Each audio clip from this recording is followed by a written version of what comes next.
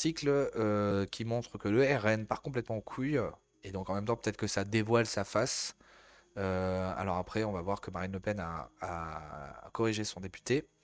Un député RN inaugure une mosquée. La France change de visage et il va falloir que Reconquête s'y fasse. C'est ça qu'il a dit, hein. Le député du Rassemblement national du Vaucluse, Joris Ebrard, a inauguré une mosquée dans sa circonscription. Une initiative parfaitement assumée par l'intéressé, mais qui n'a pas manqué de déplaire à Marine Le Pen. Le 17 mars dernier, le député du Rassemblement national Joris Ebrard inaugurait une mosquée dans sa circonscription du Vaucluse. Cette mosquée, loin d'être discrète et d'une superficie de 1500 mètres carrés, est dotée d'un dôme et d'un minaret, indique le point. Indique le point. Ouais, la mosquée, elle est énorme, quoi. C'est un truc de fou. Il y a un minaret, quoi. À Avignon. Donc en fait, allez, vous la PLL. Ça va commencer là maintenant. Ça va être très bien, ça, hein.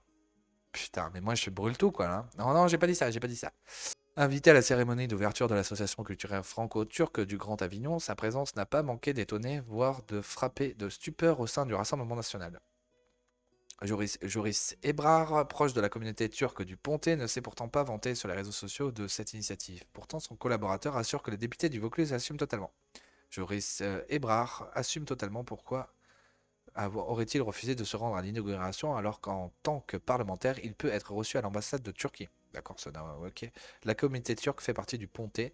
Elle est dynamique. Elle compte de nombreux entrepreneurs. Il ajoute, bah oui, bah, le grand remplacement quoi. Turcs, Algériens, Marocains, Tunisiens. Non, mais il y en a pas beaucoup. Il y en a pas beaucoup. Et d'ajouter ironiquement, la France change de visage et il va falloir que Reconquête s'y fasse. En référence à la partie d'Éric Zemmour qui a mis en lumière cette affaire sur les réseaux sociaux. Le député ne veut pas stigmatiser une communauté qui vote pour lui. Ça s'appelle l'islamo-droitisme, hein. Islamo-extrême-droitisme.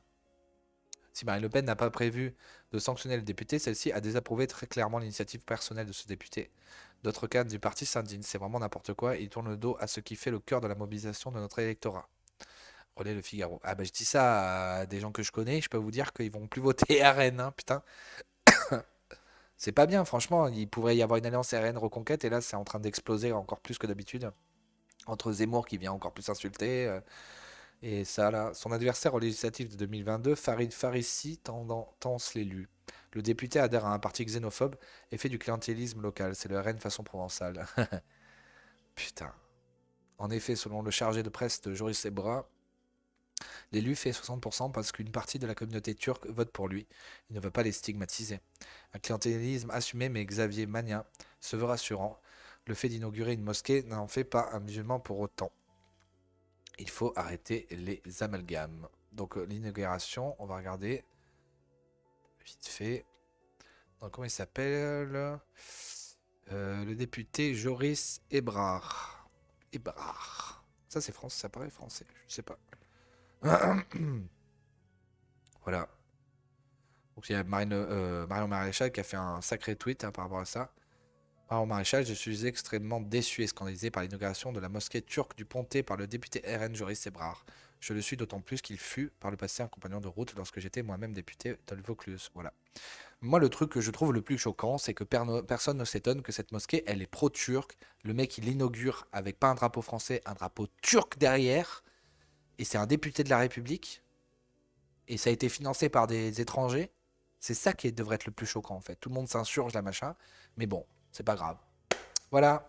Donc on termine cette revue de presse. Voilà. Merci d'avoir suivi. Je vous dis à plus tard, pour peut-être à demain, pour une prochaine revue de presse. Et je vous souhaite une bonne journée. En tout cas, n'oubliez pas de vous communautariser dans les villages et de faire des petits bébés blancs et de souche. Ou alors peut-être d'avoir quelques assimilés, mais pas beaucoup quand même, hein. Parce qu'il faut préserver nos villages le temps que ça s'effondre dans les villes.